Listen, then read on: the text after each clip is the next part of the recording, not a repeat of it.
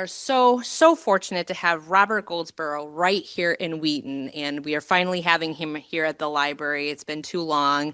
Robert Goldsborough, a Chicago area native, is the author of 17 murder mysteries, 12 of them continuing the career of Nero Wolfe and Archie Goodwin, the legendary detectives created by the late Rex Stout. Robert has been approved by the Rex Stout estate as the sole continuator of the series. His most recent Wolf story, Murder Stage Left, was published in the spring of 2017 by Mysterious Press and Open Road Media. I believe you also had a book out last fall that I'm sure you will tell us about. And Robert also has written 5 Steve Snap Malik murder mysteries set in the Chicago of the 1930s and 40s and set against the backdrop of Chicago historical events, including the early stages in the development of the atomic bomb at the University of Chicago in the book Shadow of the Bomb. Robert has won a Nero Award from the Wolf Pack, a Nero Wolfe fan group, as well as 3 Lovey Awards for the Best Historical Mystery from the Mystery Conference Love in Murder.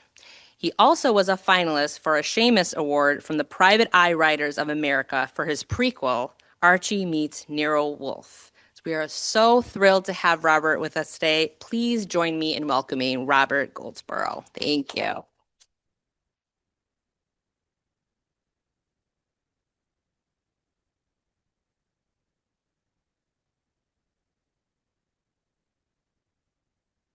Courtney, thank you for the lavish introduction.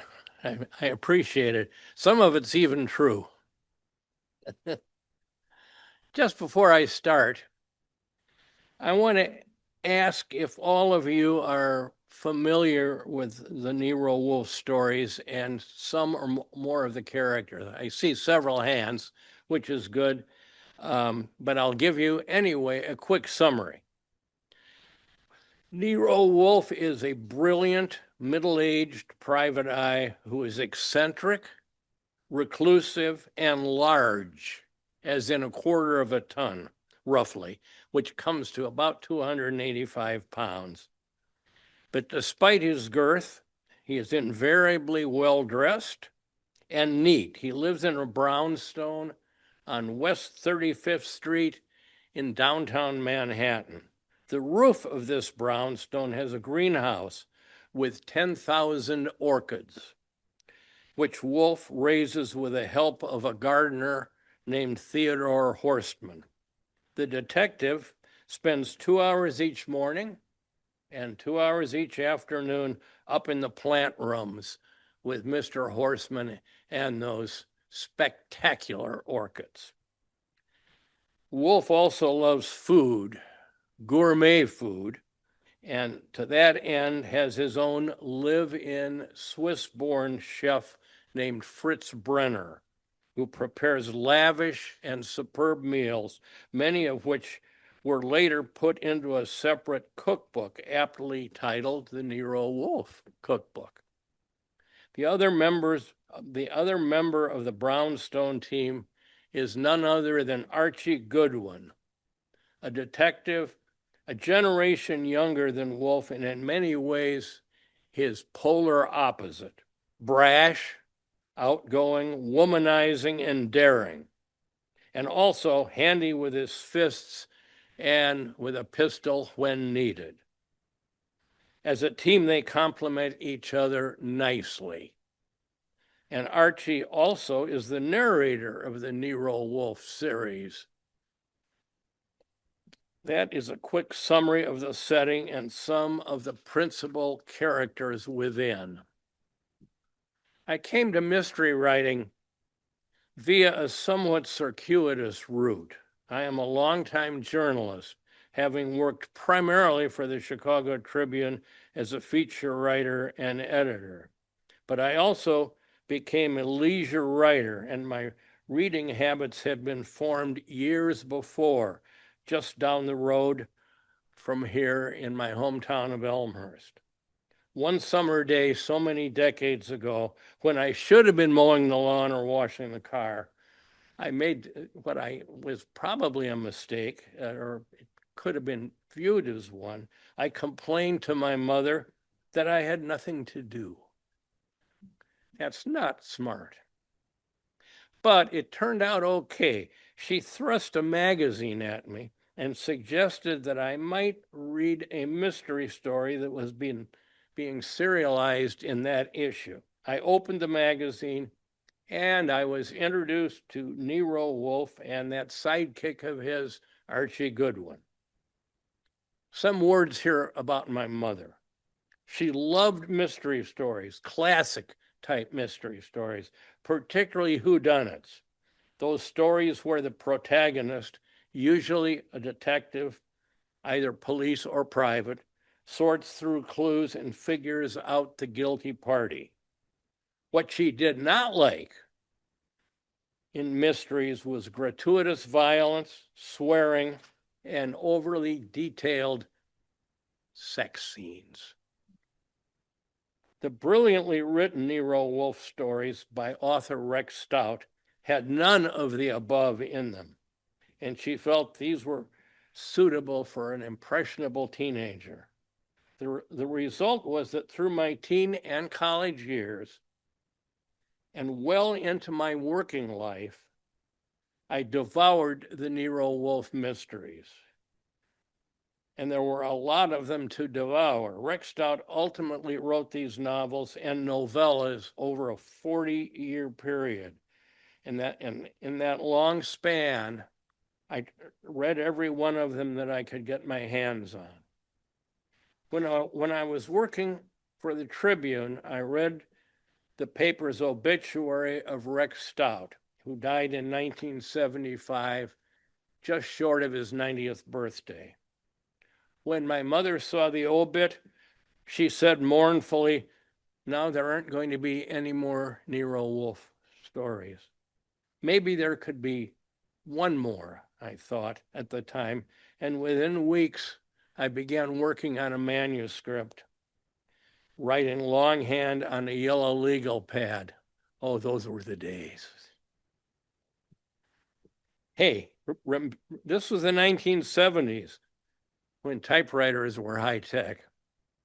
To shorten a long story, I finished 3 chapters of a Nero Wolfe novel and sent them to John McAleer, a professor at Boston College, who had written a biography of Rex Stout that I had favorably reviewed in the Tribune.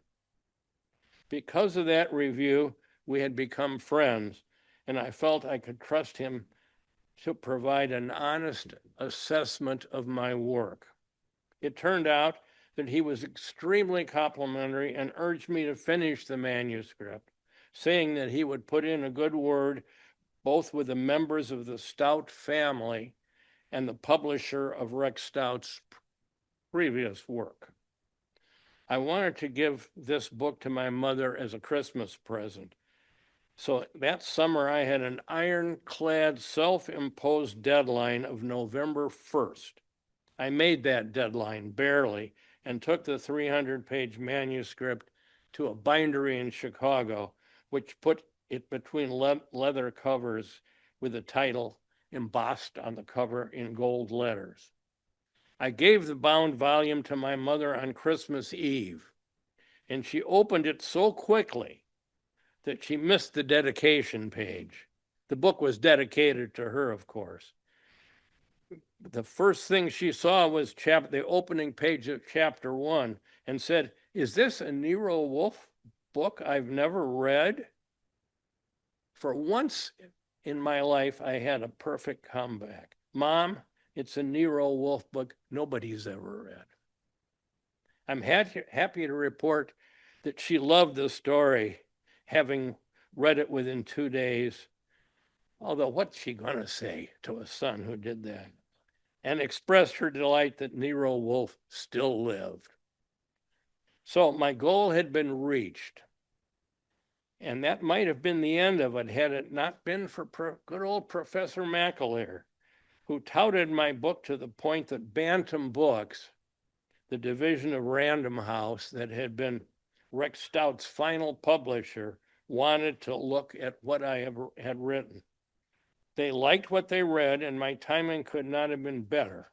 the Stout estate, which essentially consisted of Rex Stout's two daughters, had been bugging Bantam to release the long backlist of the Wolfe titles because they were unhappy that many of these books had gone out of print.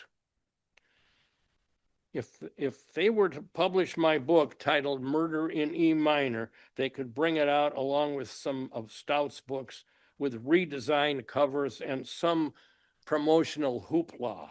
It was a win-win for everybody, including the Stout estate, which, because they owned the books and characters, were entitled to a percentage of my royalties. I had, at which they received to this day. I had hired a publishing lawyer in New York, and they don't come cheap, I can tell you. And he gave me the facts of life. He said, Buster, if you use those characters that Mr. Stout created, you gotta pay the estate something. Well, I ended up paying the estate something, and I still do to this day. I ended up writing 6 more Wolfe mysteries for Bantam, after which they then decided to drop my series. They had used me to accomplish their goal of making the Stout estate happy, but then I had to use them to get it published. So it was really a win-win for both sides. At this point, I'd like to talk a little bit about what has been generally called the golden age of mystery stories, roughly the middle 20s till the end of the 40s, and maybe into the 50s a little bit. These were the mysteries that people loved and never wanted to let go of. Consequently, I'm by no means the only author that has published, been what they call a continuator, publishing more stories from the original characters. For instance, Sam Spade was created by Dashiell Hammett. He was made famous in the movie and the book, The Maltese Falcon.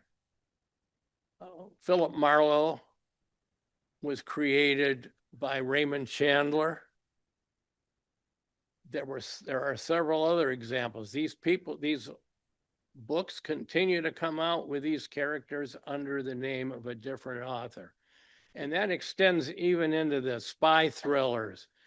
There have been about 4 or 5 authors of James Bond books since the death of the original author, Ian Fleming. And interestingly, one of those authors lives in the Chicago suburbs, a guy named Raymond Benson. He has written 4 James Bond books. So the point here is that there's a great deal of nostalgia for a certain period. And there are readers who just don't want to let go of those characters. Fortunately, I think most of the people who have done the continuating of earlier authors' works have done a very good job. After my 7 books under the Nero Wolfe style, I then began to write a mystery series of my own using a small one-person publisher, Echelon Press. I created a character named Steve Malik, a Chicago Tribune police reporter, and set my stories in the Chicago of the 1930s and 40s, mixing my fictional characters with historical characters of the era who lived in or were passing through Chicago at the time, including Al Capone, the great actress Helen Hayes, the baseball player Dizzy Dean, Walt Disney, and Enrico Fermi, the nuclear physicist who in the 1940s was developing the atom bomb under the grandstands of the old football stadium at the University of Chicago. Now, those Malik stories had limited success, although the first book in the in the series, Three Strikes You're Dead, sold more than 1,000 copies in a single bookstore in Forest Park.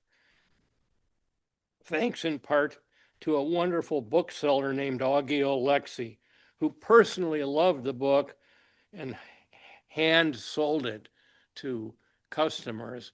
In a way, that means he wouldn't let them out of the store until they bought a copy.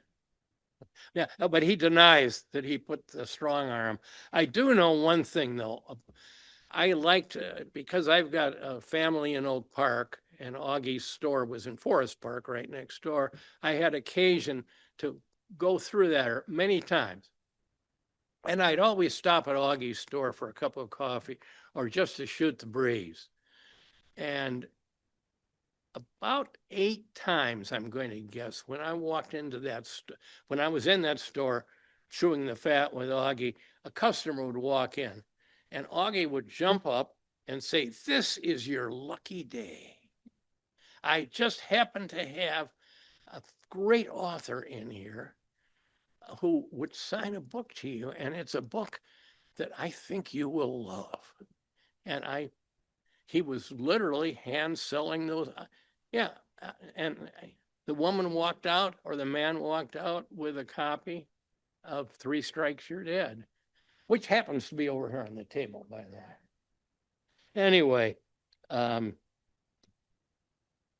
these Malick stories, in truth, had a limited success, but I finally, and after 5 books, I threw in the towel on the Malick Chicago books and pursued an idea I'd often thought about, a prequel to Rex Stout's Nero Wolfe series. When Stout started this series with the book Fer de Lance in 1934, Nero Wolfe and Archie Goodman appeared with almost no backstory on their backgrounds and how they happened to meet, which intrigued me. Oh, there were a few brief references in both that original book and subsequent others by Stout. I pieced these tidbits together and added additional details about what might have occurred early in that partnership and wrote a book titled Archie Meets Nero Wolfe, which happens to be right over there.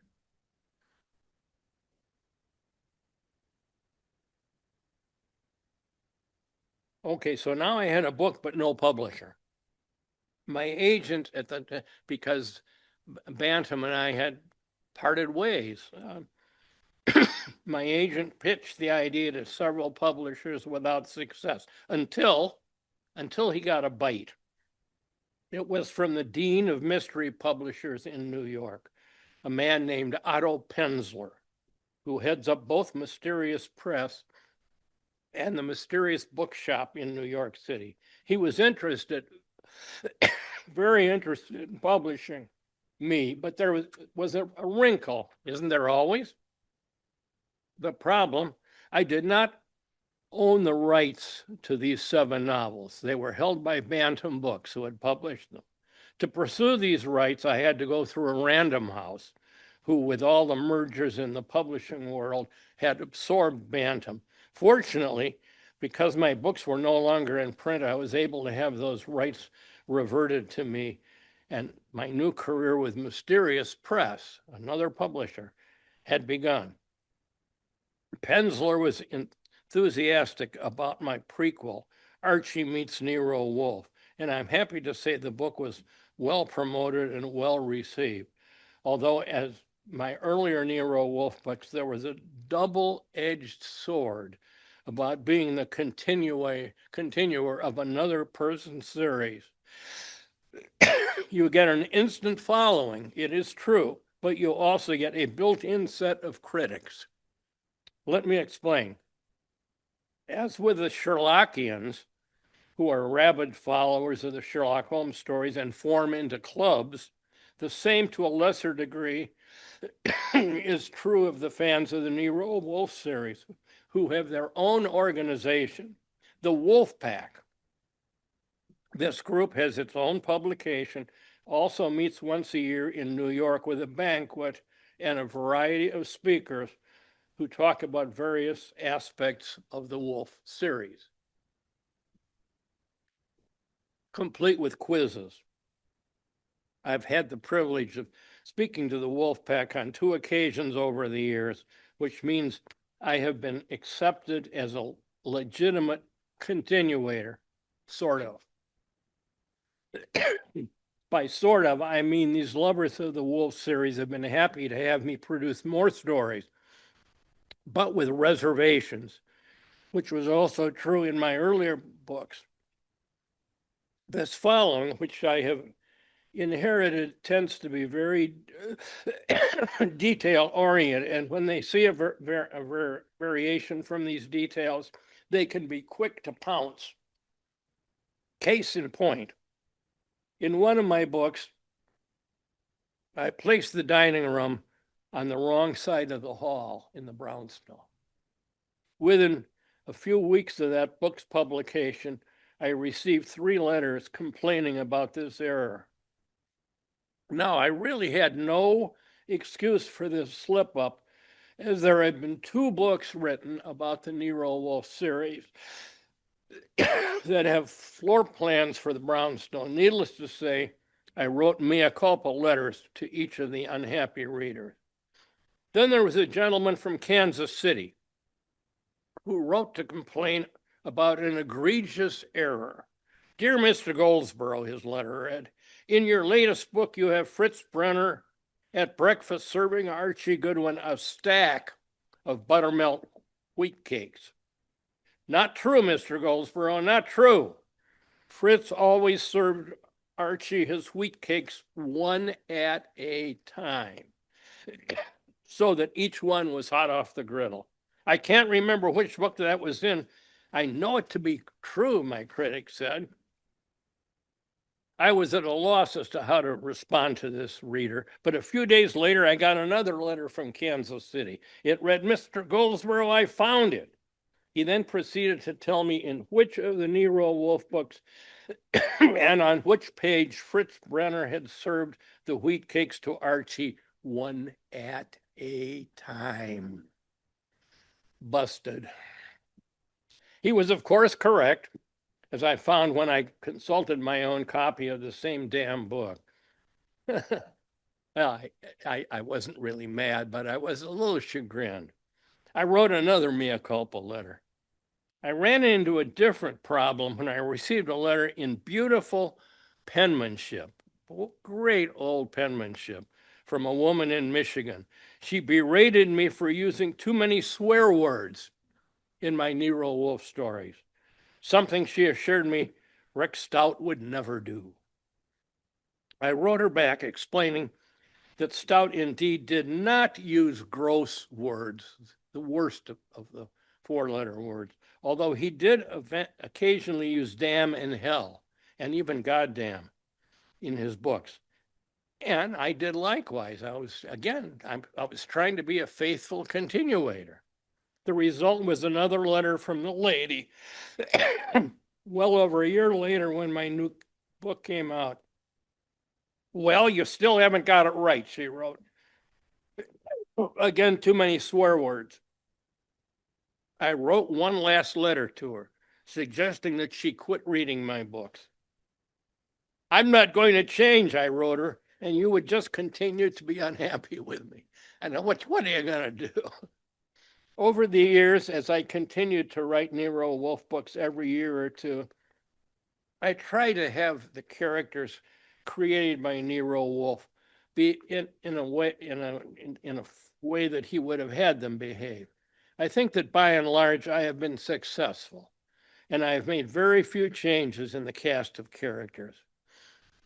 One thing I did do was to give Police Inspector Kramer a first name, Lionel. In Rex Stout's books, he had only been referred to as L.T. Kramer.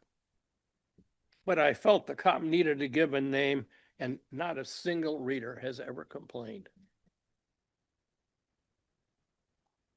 Of Rex Stout's many wonderful contributions to the mystery genre, one that I have benefited most from is that he created an ensemble company of close to 20 characters who appear in varying degrees throughout the 40-year Wolfe canon. Here is something of a rundown. Other than Wolfe, Archie, and Chef Fritz Brenner, other members of the household include Theodore Horstman, who I mentioned before, and a frequent presence, excuse me, is Archie's longtime girlfriend, the rich and beautiful Lily Rowan, who accompanies Archie to dinners, the opera, the New York Rangers hockey games, and the dance floor of local hotels where they are said to cut quite a rug. Lily, whose Irish-born father built much of New York's sewer system, claims to be lazy, but Archie believes otherwise, frequently pointing out that she donates much of her substantial fortune to causes such as orphanages, homes for battered women, and soup kitchens. Rex Stout never got specific about the relationship between the two. But when his biographer, John McAleer, asked Stout if Archie and Lily slept together, he said, he snapped actually, well, of course they do. But Archie Goodwin, ever the gentleman, never went into any detail about intimate relations with Lily Rowan. God bless him. Other members of the cast of Rex Stout's characters, all of whom I have also used, include the aforementioned Inspector Kramer, often angry with Wolfe over his intrusion into police matters. Others include Police Sergeant Stebbins, Kramer's assistant, who Archie can take or leave, and Lieutenant George Rowcliffe, who Nero and Archie detest. 3 freelance operatives, Saul Panzer, Fred Durkin, and Rory Cather, are often hired by Wolfe when he needs additional manpower during an investigation. Panzer and Durkin are street smart, while Cather, who fancies himself as a ladies' man, is not quite as smart as he thinks he is. Lon Cohen, an editor with the fictional New York Gazette, often feeds information to Nero and Archie, and frequently is rewarded by a scoop when Wolfe identifies a murderer. I have not added any major names to the ensemble company, figuring Wolfe's characters are sufficient to carry any story. And one of the gifts Mr. Stout left me was the flexibility to take various of these secondary characters and make them central in a specific plot. This I have done with Fritz Brenner in my most recent novel, The White Mountain, and with Lily Rowan, Kramer, and Wolfe's orchid nurse, Theodore Horstman, in previous tales. I have always enjoyed doing research relating to my books in both the Nero Wolfe and Steve Malik series. You never know when you might learn something you can use in a story. Case in point, in my most recent novel, The White Mountain, I have Nero and Archie traveling to Geneva, Switzerland to find their Swiss-born chef, Fritz Brenner, who has gone missing while searching for his cousin, also mysteriously missing. I remember enough about the city and its famous lake from having been there to describe the area with some accuracy. However, for this book, I did some reading up and learned that Lake Geneva, or Lake Léman, as the Swiss and French call it, is long, twisting, and narrow. And the Rhone River, one of the longest in Europe, actually runs through the length of Lake Geneva with its own current, and then flows through the heart of Geneva on its way to the Mediterranean. I then put this factoid into the mouth of Nero Wolfe, adding to the genius's incredible wealth of knowledge. Like other authors, I frequently get 2 questions asked. Do you outline your books, and which one is your favorite? First, to outlining. I once was on a panel of 3 writers who were asked that question. One responded by saying he never outlined but to use his phrase, just started a book by the seat of his pants and let the plot lead him. The second panelist replied that he was meticulous in outlining every detail before he started writing. I fall somewhere between the two. When I begin a story, I have a general idea where I'm going and what the general structure is. But to me, a strict outline is too confining, and I am afraid that I will be imprisoned by it. Now to my favorite stories. My answer, which is far from original, is that posing such a question is like asking who my favorite child is, and I certainly wouldn't say anything today because 3 of my children are in the audience right now. But in my case, if pressed, I can name 3 books that were particularly satisfying to me. One is the Steve Malik book, 3 Strikes You're Dead, set in the Chicago of 1938. I did extensive research on the area, poring over microfilm of old newspapers in the Chicago Public Library to learn about the city and the characters who were there at the time, including Al Capone, Helen Hayes, Dizzy Dean, who was traded to the Cubs that year. One of the aspects I find most challenging and most fascinating about historical stories like the Malik series is mixing real and fictional characters and have them interact with one another. I was able to do this often in 3 Strikes You're Dead. Another of my favorite children, as I term them, is Archie Meets Nero Wolfe, which I referenced earlier. It was a challenge to find the few times Rex Stout sprinkled hints around about the backstory of both Wolfe's and Goodwin's past.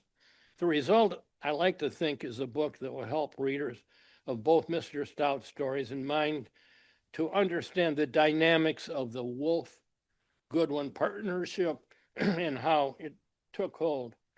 Another favorite book is Archie Goes Home, in which, in the urging of an aunt, Archie Goodwin returns to his roots in small-town southern Ohio in an attempt to solve the murder of a local banker.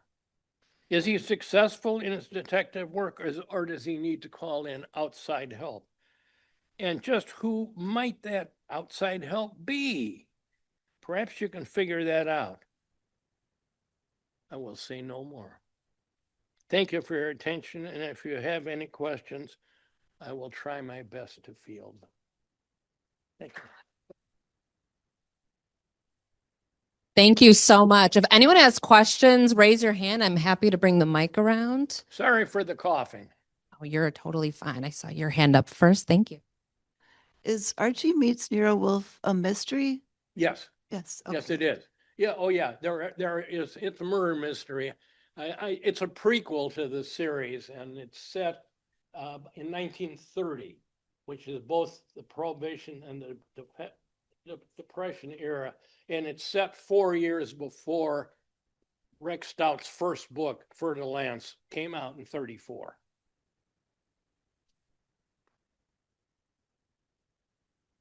Do you have any particular favorite media adaptation of Rex Stout's work, whether the Maori Shaken TV series or the older radio drama or the much lamented films? The most recent television series I liked. It had a guy named Maury Chaykin, who is a Canadian-American actor playing Nero Wolfe, and I thought he was effective. And who played Archie? Timothy Hutton. And Hutton actually directed a lot of the episodes. Maury Chaykin, I read his obituary in the New York Times a few years ago, and it mentioned, among other things, of course, that he had played Nero Wolfe in 2 series on A&E. And he said that one day he was driving his car in Los Angeles, in Hollywood, and there was a huge billboard up there with his picture on it, and it said Nero Wolfe on A&E. He said that was the biggest thing that had ever happened to me. And I got so excited, I almost lost control of the car and it went up over the curb. He said, that was the high moment of my life. Love it. Any other questions for Robert? Yeah. Since most of your mysteries take place between 1945 and 1955, how come Lon Cohen has never rang up the brownstone and asked for a quote about this vigilante shooting up New York named Mike Hammer? In Mike Hammer? Never asked Oh, Nero to comment on that. oh, well, I guess, Okay, your next book. yeah. I guess it never occurred to have him ask about Mike Hammer, who is another, by the way, another character who was continued by a second author. Did you have to become an expert on the flowers or those flowers? No, I did. Okay. Did I become an expert on orchids? I did not. But there's an orchid place in Villa Park or Addison. I can't think of the name of it. But I went over there and got their booklet on orchids and varieties. And I was able to write about and describe certain orchids based on what was in that book. But I've never raised an orchid. And if I did with my black thumb, it would probably die. Any other questions? Yes. When is the next one coming out? The next book came out. There ain't no more. Oh, Well, you know, there's a stage of life and I'm in it. Aw. Any other questions? Oh, books are for sale, correct? Yep. Yes, yes. Without absolutely. tax. Oh, very nice. We love it. I had a question, Robert. Yeah. Do you have any writing habits? Like, do you listen to particular music when you write in a particular place in your home or any ambiance? Not really, and I'm not. The horrible truth is I'm not very well organized, and so I when I was writing regularly, it could have been at any time of the day or night. If I were really being good at it, I would get up early in the morning. A lot of writers I know are very good at getting up at 5:30, and writing for 2 hours before going to work or getting on with whatever the rest of their day is going to be like. But I wasn't, I did that for a while when I was working full time. I did actually start writing early in the morning, but that was a short-lived exercise. That's awesome. Well, oh, we have one more question in the back. No, that's okay. Do you have any advice for new writers? Like somebody just starting? Well, part of my advice is, do you have a story that you want to tell? So you got to start somewhere. And I think it's important to begin, even if you have to start and stop it several times. I think it's important to push the story forward as much as you can. Even though you may not quite know where you're going, like the one guy I mentioned who says he writes by the seat of his pants. It's better to organize, really. And you should have some, if you're starting a piece of fiction, you should have some idea of where you're going with it. It doesn't necessarily have to be a mystery. It can be a more general psychological novel. But you need to know what your subject is, who your protagonist is or protagonist, and where you think you're going with it. So then you can worry about getting, but first you've got to produce something first. And the next step is getting serious about finding an agent or a publisher. Thank you so much, Robert. Please join. Oh, do we have one more question? Do you know from the get-go who say the killer is or the bad person is, or do you surprise yourself as you go along? You know, I don't always know who the killer is. And sometimes I change my mind partway through. That's happened a few times. And a couple of times I did not write, I don't always write a book in a linear way. Sometimes I'll write the first 3 or 4 chapters and then write the last 4 or 5 pages and then build from there. That means I have to change things along the way. But I will sometimes get an inspiration for how a book's going to end, and I'll do that out of like movies are never made, almost never made in sequence. And I not always do my books in sequence. Any other questions for Robert? Okay, well, let's give a round of applause. Thank you so much, Robert, for being here today. And Robert will be sticking around. He will be selling books and signing them. He will also be upstairs afterwards. So please check out our wonderful local authors upstairs. Thank you all so much for being here today. Thank you. Thank you.